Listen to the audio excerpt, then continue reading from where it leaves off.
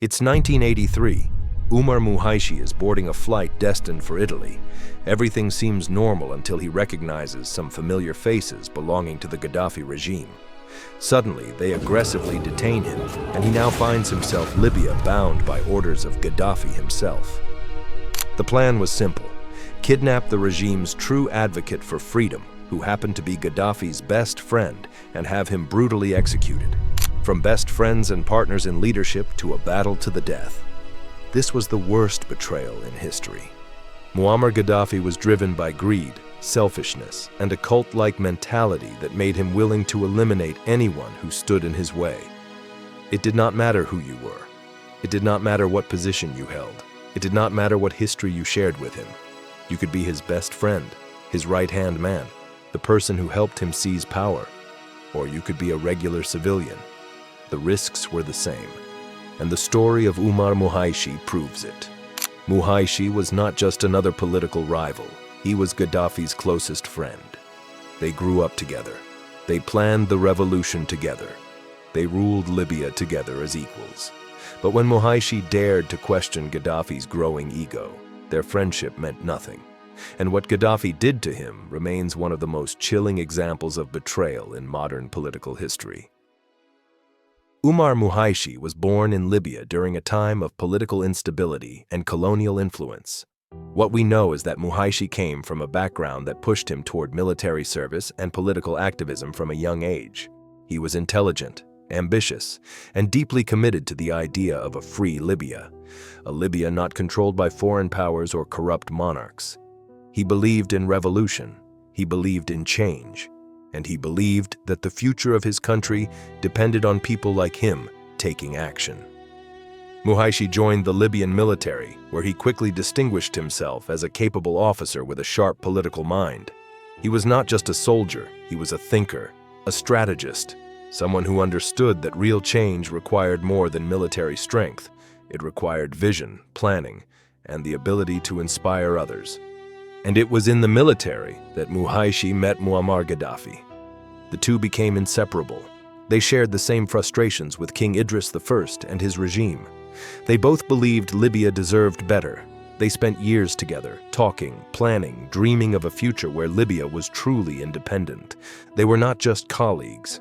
They were brothers, best friends, partners in every sense. And together, they began to build something that would change Libya forever. In the late 1960s, Muhaishi and Gaddafi co-founded the Free Officers Movement, a secretive organization made up of young military officers determined to overthrow King Idris I. Muhaishi was not a secondary figure. He was at the center. He was vital to every plan, every decision, every step toward revolution. On September 1st, 1969, the Free Officers launched a bloodless coup and seized control of Libya. King Idris was abroad, and within hours, the monarchy was over. Libya was now in the hands of the revolutionaries. And at the heart of that revolution were two men, Muammar Gaddafi and Umar Muhaishi. After the coup, the Revolutionary Command Council, the RCC, was formed to govern Libya. This was the new ruling body, and Muhaishi was one of its central figures. He was not just a member. He was Gaddafi's closest confidant, both politically and personally. In the early years, Muhaishi and Gaddafi jointly ran Libya. They ruled as equals. If you could not reach Gaddafi, you could reach Muhaishi. He had the same influence, the same authority, the same revolutionary legitimacy. He was, in every practical sense, the right-hand man to Gaddafi, a man who carried credible military weight and symbolic power. For the first few years after the coup, things seemed to be working. Libya was transforming. The revolutionaries were implementing their vision, and Muhaishi and Gaddafi were doing it together, side by side, just as they had always planned. But power has a way of changing people, and Gaddafi was beginning to change. By the early 1970s, cracks were beginning to show. Gaddafi was becoming more erratic, more power-hungry, more obsessed with building a cult of personality around himself. He was no longer content with being one leader among equals. He wanted to be the only leader. Muhaishi noticed. And because of their friendship, he believed he could speak to Gaddafi privately and convince him to change course. He began to criticize Gaddafi's actions behind closed doors. He questioned the direction Libya was heading. He warned that Gaddafi's growing ego and secrecy were dangerous. But Gaddafi did not listen. In the mid-1970s, Gaddafi made a declaration that shattered their partnership forever. He announced that he would be the sole and only leader running the country. No longer joint, no longer equal, just him. And that was the turning point. Muhaishi could no longer stay silent. If Gaddafi would not listen in private, then Muhaishi would speak publicly. And he did. Muhaishi openly challenged Gaddafi's growing ego, his secrecy, and his cult of personality. He warned that Libya was falling into a dictatorship, and in hindsight, he was right. He accused Gaddafi of monopolizing power, abandoning collective leadership, and ruling through fear. Muhaishi said that what had started as a revolution for the people had become a regime for Gaddafi. These were not quiet criticisms. These were public statements, direct challenges, and Gaddafi saw them as defiance. What started as a disagreement between friends became something far more dangerous. Gaddafi began to see Muhaishi not as a friend, not as a partner, but as a threat. A direct threat. Because Muhaishi knew Gaddafi before the power, he had equal revolutionary legitimacy, he had credibility, he had influence, and he was not afraid to speak the truth. Gaddafi could not tolerate that. In 1975, Umar Muhaishi made a decision that would seal his fate. He attempted a coup to overthrow Gaddafi. The coup failed, miserably. Gaddafi's intelligence network had been watching Muhaishi closely. The moment the coup attempt was launched, it was crushed. Muhaishi was immediately stripped of all his positions, exiled from Libya, and declared an enemy of the state. He fled to Egypt, where he lived in exile. But being in exile did not make him irrelevant. In fact, it made him more dangerous in Gaddafi's eyes, because Muhaishi was still seen as Gaddafi's #1 rival.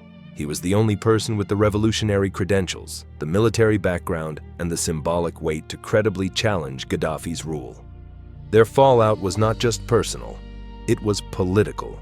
A friendship that had lasted for years, that had survived the planning and execution of a revolution, had suddenly turned into a bitter rivalry.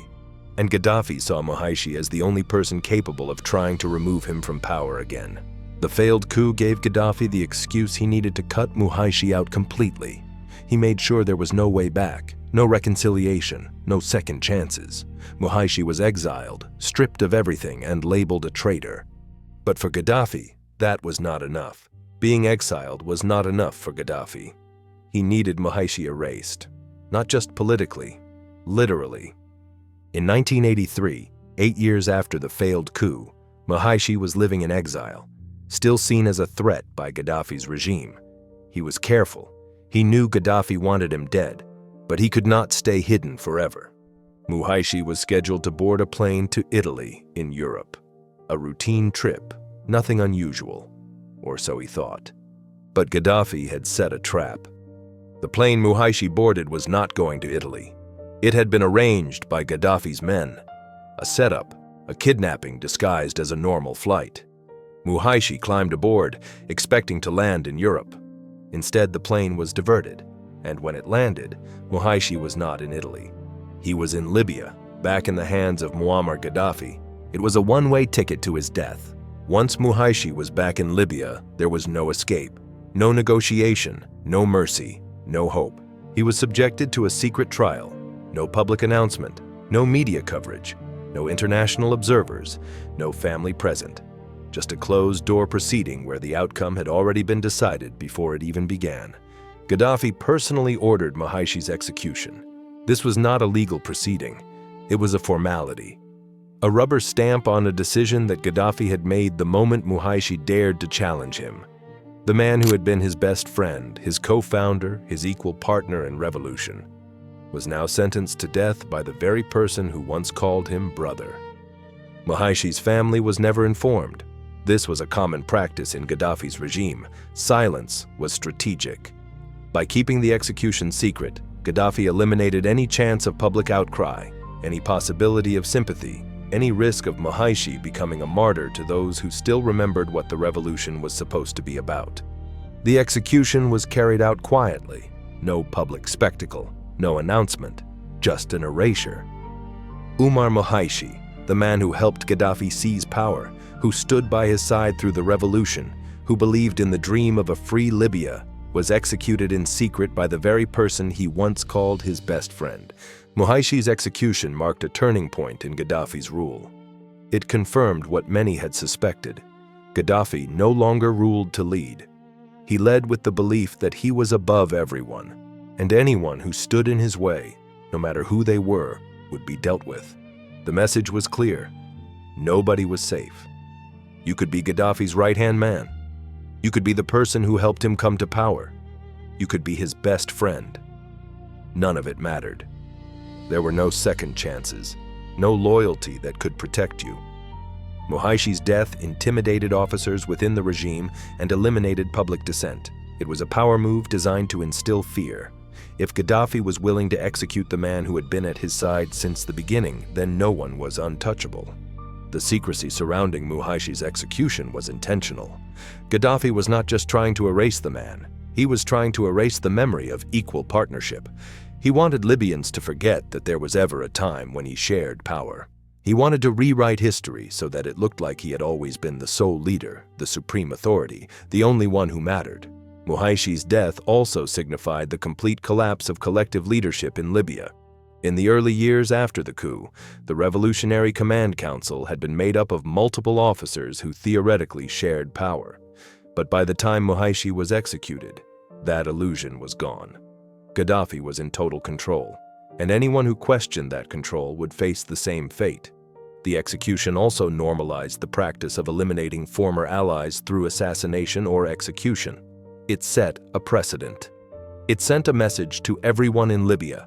Loyalty means nothing. History means nothing. Power is everything. From brothers in revolution to executioner and victim. From partners who planned and trained together, who jointly overthrew a king and dreamed of building a new Libya, to a tyrant and a corpse. Gaddafi let ego, fear, and power destroy a lifelong friendship. He could not stand the idea of someone with equal revolutionary legitimacy, someone who knew him before the power, someone who had the credibility to challenge him, so he eliminated him. Mohashi believed in the revolution, he believed in Libya, and he believed that Gaddafi could be reasoned with, that their friendship meant something, that the principles they fought for still mattered. He was wrong, and the tragic irony is that everything Mohashi warned about came true. Libya did become a dictatorship. Gaddafi did rule through fear. The revolution for the people did become a regime for one man. The collective leadership they had fought for collapsed completely. Mohashi saw it coming. He tried to stop it. He spoke out when others stayed silent. He warned when others looked away, and it cost him his life. That is the story of Umar Mohashi, Gaddafi's best friend, his right-hand man, and ultimately his victim. A man who helped build a regime that eventually killed him. A man whose only crime was believing that friendship and loyalty still meant something in a world where power was the only currency that mattered.